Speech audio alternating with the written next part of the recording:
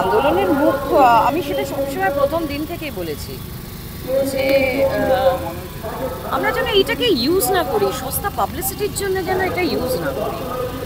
আর আন্দোলনের কোনো ওরকমভাবে মুখ হয় না, আমরা কি চে গুয়েভারা ওরকম নই তো যে আমরা আন্দোলনের মুখ বা এরকম কিছু। সো এই আন্দোলনটা তো ডাক্তারদের থেকে শুরু হয়েছে। আর সেই দিনকে মীনাক্ষী ওরা সারা আরজি করের সামনে ধর্ণা মঞ্চ করে ওখানে ঝাঁপিয়ে পড়ে মীনাক্ষী ওই পুলিশের গাড়িতে, কিন্তু এটা তো প্রচারের আলো পায় না। আর মীনাক্ষী দীপশিতাদের তোমাদের মনে আছে কিনা জানি না, সম্ভবত কল্যাণ বন্দ্যোপাধ্যায় বোধহয় বলেছিল মানে কাজের মাসি, তাই না? সুতরাং তাহলে বুঝতে পারছো তো যে যারা ক্ষমতায় রয়েছে তারা মহিলাদেরকে কিভাবে অবজেক্টিফাই করে, কিভাবে তাদের দেখে। সুতরাং যারা প্রতিবাদী তাদের তো রোদ জল সব কিছু এই করে তারা আন্দোলন করছে, সব কিছু করছে। তার তো আমার মতো এরকম চকচকে ফেস হবে না, অভিনেত্রীদের মতো তো এরকম হবে না। তো তারা তো সাধারণ মানুষকে রিপ্রেজেন্ট করছে, সে তো সানস্ক্রিন লাগিয়ে যাচ্ছে না। সুতরাং মুখ যদি কারোর হতে হয় সেটা মীনাক্ষীর মুখ হওয়া উচিত। আর সেটা আমাদের দুর্ভাগ্য যে আমরা এখনো ওই আইডল ওয়ার্শিপটা করি।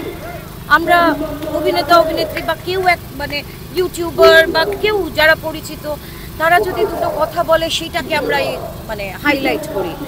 কিন্তু যাই হোক, এটাই বক্তব্য।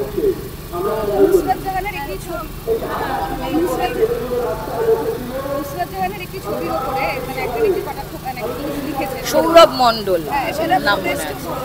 হ্যাঁ, কারণ নুসরাত আমার খুব পেয়ারের কেউ নয়, কিন্তু মানে রাদার মানে খুবই বিপরীত মেরুর আমরা। কিন্তু সেখানে মানে এই সোশ্যাল মিডিয়া হয়ে যাবার ফলে না, যে যা পারে সে তাই লেখে। মানে আগে কখনো ভাবতে পারতাম না সরাসরি কেউ কারোর সাথে কিছু করতে চাইছে বা মানে সেরকমভাবে এক্সপ্রেস করতে পারে কিনা। আমার মনে হয় যে তাদের বাড়ির লোকজন দেখছে না বা কিছু এইভাবে জানাতে পারে কেউ কাউকে, বা এইভাবে তার শরীরের কোনো বিশেষ ইয়েকে নিয়ে এইভাবে কোনো কথা বলতে পারে। মানে মানে মানুষের মধ্যে না মানে নোংরামিটা না মানে ফুটে উঠছে আরো দিনকে দিন। মহিলাদেরকে, আচ্ছা তুমি একজন অ্যাক্ট্রেস, তাকে যদি সুন্দর লাগে, তাকে যদি খুবই মানে আকর্ষিত মানে খুবই ভলিউপচাস লাগে বা হোয়াটএভার, তুমি তার প্রতি আকর্ষিত হতে পারো, তার মধ্যে কোনো অন্যায় নেই। কিন্তু এইভাবে একটা সোশ্যাল মাধ্যমে এরমভাবে কথা বলা, এটা এক ধরনের অপরাধ। কারণ যদি এই কথাটা বলে পার পেয়ে যায়, তারপরে এটা বাড়তে থাকবে ক্রমশ। সে ভাববে যে আমি তো পার পেয়ে গেলাম, তাহলে আমি আবার আর একটা কিছু বলি, পার পেয়ে যাব। তো এটাও তো এক ধরনের রেপ, মহিলাদের বাসে ট্রামে তো সারাক্ষণ গুঁতো খেতে হচ্ছে বা কিছু করতে হচ্ছে। মানে মহিলা মানেই কি তোমার ভোগ্য বস্তু? মহিলা মানেই কি তুমি তাকে যা খুশি করতে পারবে? চোখ দিয়ে ছিঁড়ে খুঁড়ে খাবে, শরীরে ছিঁড়ে খুঁড়ে খাবে?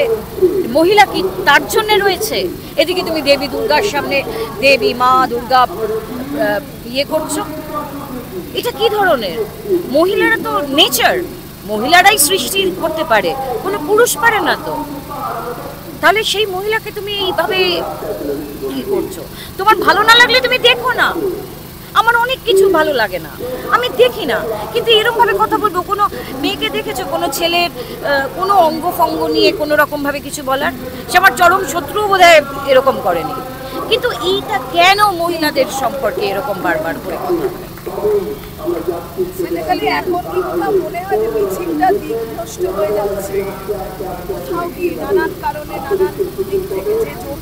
দেখো, আবারও ডাক্তাররা এটা করছে, এটা কিন্তু একটা বড় বিষয় বই। সুতরাং মাঝখানে লোকে ভেবেছিল যে ডাক্তাররা অবস্থান তুলে নিল, তার মানে আবার সব ঠিক হয়ে গেল।